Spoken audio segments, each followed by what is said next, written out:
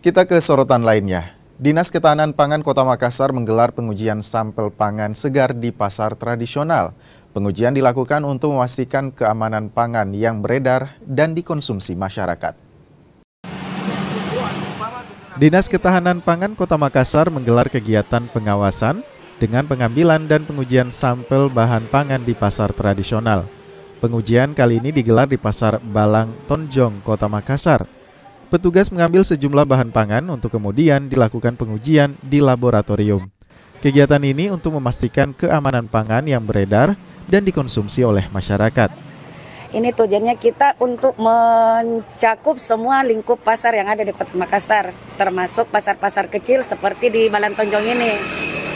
Untuk tindak lanjutnya, apabila ada yang terdeteksi seperti pestisida, logam berat berupa timbal ataupun kadmium, itu akan dilakukan tindak lanjut uji laboratorium. Akan tetapi apabila tidak ditemukan apa-apa yang terdeteksi, itu kita akan laporkan bahwa di Pasar Balang Tonjong itu beberapa sampel bahan pangan segar itu aman untuk dikonsumsi masyarakat.